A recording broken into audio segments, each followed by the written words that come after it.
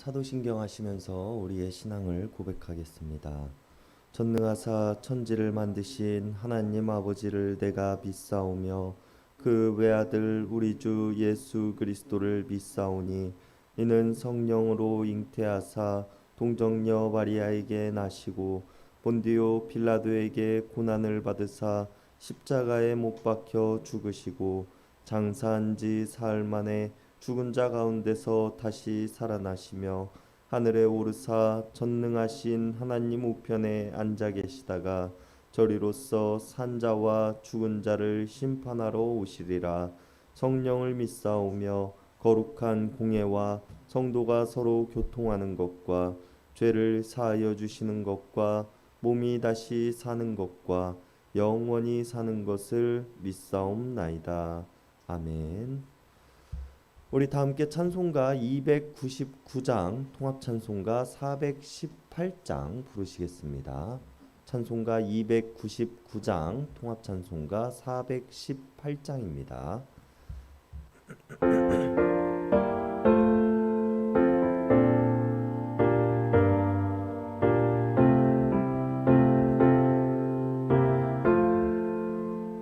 하나님 사랑은 온전한 참사랑 그 맘에 부어주시사 충만케 하소서.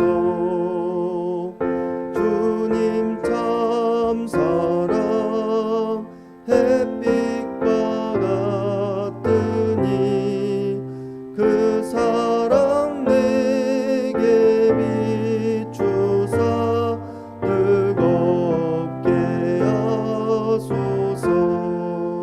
그 사랑 앞에는 풍파도 그치니 어두운 밤도 하나니 그 힘이 크도다. 하나님 사랑은 온전한 참사랑 내 맘과 영에 채우사 새 힘을 주소서. 아멘.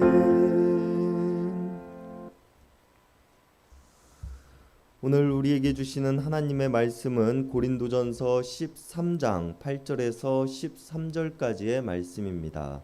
고린도전서 13장 8절에서 13절까지의 말씀입니다.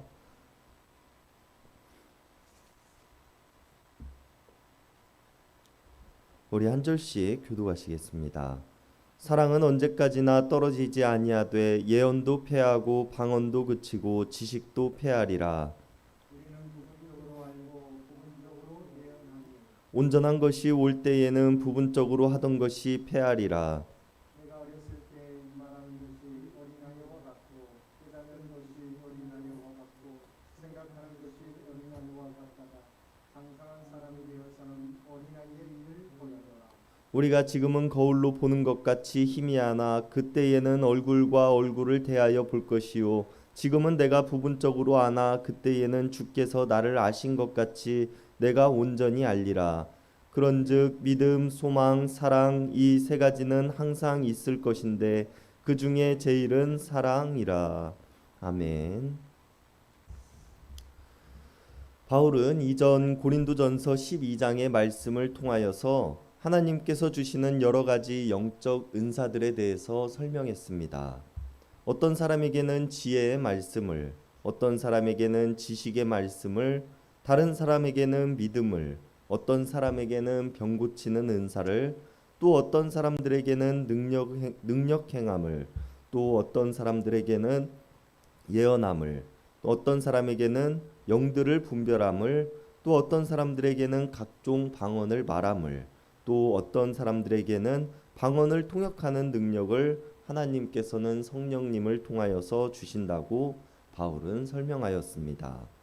그리고 모든 영적 은사들에는 높고 낮음이 없으며 모든 것들이 하나님의 뜻과 계획대로 이루어진다고 바울은 말합니다. 그렇기에 우리들은 어떤 은사를 받기를 소망하기보다는 내가 하나님께로부터 받은 은사를 통해서 서로 한 몸을 이루기에 힘쓰고 하나님의 뜻을 이루어 나가는데 힘쓰라고 바울은 설명합니다. 그리고 오늘 본문을 통해서 바울은 이러한 은사들에 대해 설명하기를 모든 은사들이 영원하지 않음에 대해서 말합니다. 예언도 사라지게 될 것이고 방언도 그쳐지게 될 것이고 지식도 끝을 맞이하게 될 것이라고 말입니다.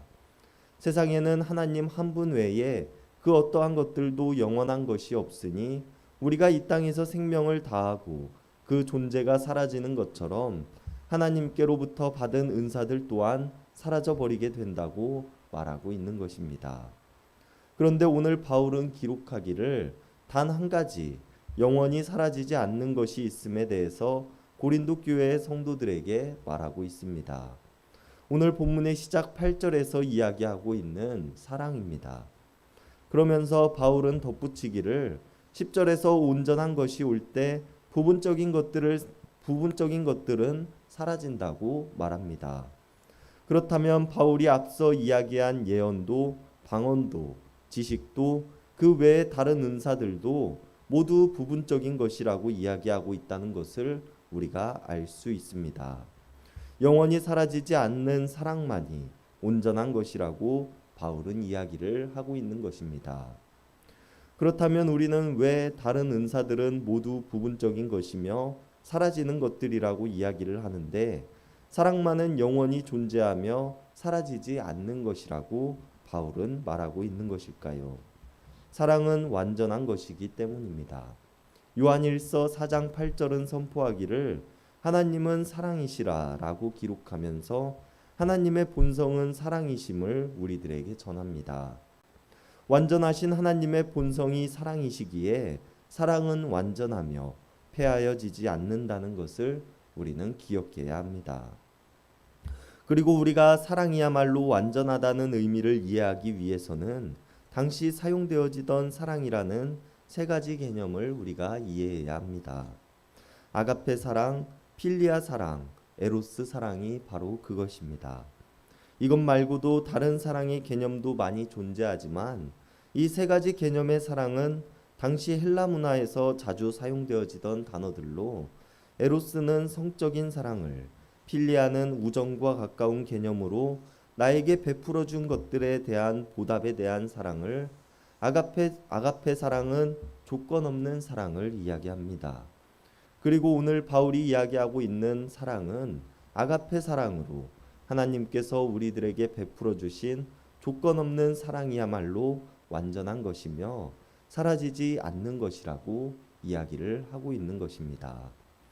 바울의 말에 따르면 우리 그리스도인들은 영원히 사라지지 않을 아가페적 사랑을 추구해야 하며 이것이 참된 소망임을 기억해야 합니다. 그런데 이 시점에서 하나님께서 우리들에게 베풀어 주신 아가페 사랑을 우리가 온전히 이 땅에 전하며 살아갈 수 있는가에 대한 문제에 직면하게 됩니다. 그리고 우리는 예수님과 베드로의 이야기를 통해서 우리가 어떠한 모습으로 살아가야 하는가에 대해서 살펴볼 수 있게 됩니다. 부활하신 예수님께서는 예수님을 부정하고 자신의 고향으로 돌아와 고기를 잡는 베드로를 찾아가셨습니다. 그리고 베드로에게 말씀하시기를 내가 나를 사랑하느냐고 물으십니다. 그리고 이런 예수님의 말씀에 베드로는 내가 주님을 사랑하는 줄을 주님께서 아십니다 라고 답합니다. 다시 한번 예수님께서는 베드로에게 물으시기를 내가 나를 사랑하느냐고 물으셨고 베드로는 다시 한번 예수님께 내가 주님을 사랑하는 줄을 주님께서 아십니다 라고 대답합니다. 그리고 세 번째 예수님께서는 베드로에게 물으시기를 내가 나를 사랑하느냐고 물으십니다. 그리고 이런 예수님께 베드로는 다시 한번 내가 주님을 사랑함을 주님께서 아십니다 라고 답합니다. 그리고 이 이야기에는 우리의 성경으로 번역되어져 있는 것으로는 알 수 없는 한 가지 비밀이 숨어져 있습니다. 원어 성경으로 보면 예수님께서는 베드로를 향하여서 말씀하고 계시는 사랑은 아가페 사랑이며 베드로의 대답은 필리아 사랑이라는 것입니다. 예수님께서는 베드로에게 질문하시기를 내가 나를 아가페 하느냐 물으셨고 베드로는 내가 주님을 필리아 합니다 라고 대답했다는 것입니다. 그리고 우리는 베드로가 왜 내가 주님을 조건 없는 사랑인 아가페 합니다 라고 대답하지 않고 받은 것에 보답하는 필리아 합니다 라고 대답하였는가에 대해서 생각해 보아야 합니다. 베드로는 이미 예수님을 버린 사람이었으며 그런 자신을 찾아오시고 자신에게 아가페 사랑을 하신다고 말씀하시는 예수님 앞에서 베드로는 이미 조건 없는 사랑, 아가페 한다라고 고백할 수 없었다는 것입니다. 이미 예수님을 통해 받은 것이 많기 때문인데요. 그렇기에 베드로는 예수님께 고백할 수 있는 최대한의 사랑은 필리아 사랑뿐이었다는 것입니다. 그러나 예수님께서는 이렇게 고백하는 베드로에게 말씀하시기를 가서 내 양을 먹이라고 말씀하십니다.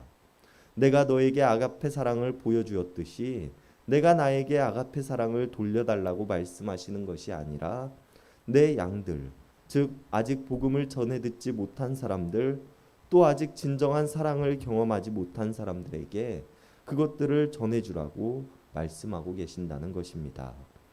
오늘 바울이 고린도 교회의 성도들과 우리들에게 이야기하고 있는 것이 바로 이것입니다. 우리가 받은 사랑을 전하는 것, 이것이야말로 영원히 폐하여지지 않는 것이며 하나님의 본성, 즉 하나님의 온전하신 뜻을 펼쳐내는 것이라고 말합니다. 그렇기에 오늘 본문 마지막에서 바울은 우리들에게 말하기를 믿음, 소망, 사랑 이 세 가지를 우리들의 마음에 항상 품으면서 살아가야 하지만 그 중에서 제일은 사랑이라고 말하고 있다는 것입니다. 우리가 지금까지는 누구의 은사가 더 크냐, 누구의 능력이 더 크냐의 문제를 두고 다투었다면 이것은 어린아이와 같은 모습과도 같다고 바울은 설명합니다. 믿음이 장성한 사람들은 이런 어린아이와 같은 생각을 버려야 하며 우리의 참 소망이 되어야 하는 것은 영원히 사라지지 않을 받은 사랑을 전하는 모습이 되어야 한다는 것입니다. 그리고 덧붙이기를 12절에서 우리가 지금은 비록 부분적으로밖에 알지 못하는 하나님의 모습이지만 이 사랑을 우리가 잘 보존하고 전하는 자들의 모습으로 살아가게 된다면 하나님께서 우리를 잘 알고 계시는 것처럼 우리들 또한 하나님에 대한 것들을 참되게 알 수 있게 된다고 말합니다. 하나님을 바로 안다는 것은 하나님의 본성, 즉 참 사랑을 깨닫는 것이 되는 것이며 하나님께서 우리들에게 조건 없이 베풀고 보이셨던 것과 같이 우리의 양과 이웃들에게 조건 없는 사랑을 베풀고 전하는 것이야말로 하나님을 바로 알아가는 길이 될 것입니다. 여러분, 우리는 이미 하나님께 받은 것이 많은 사람들입니다. 우리가 하나님을 아무리 사랑한다고 하여도 우리가 받은 것들이 차고 넘치기에 우리의 사랑은 받은 것에 보답하는 필리아 사랑의 모습이 될 수밖에 없을 것입니다.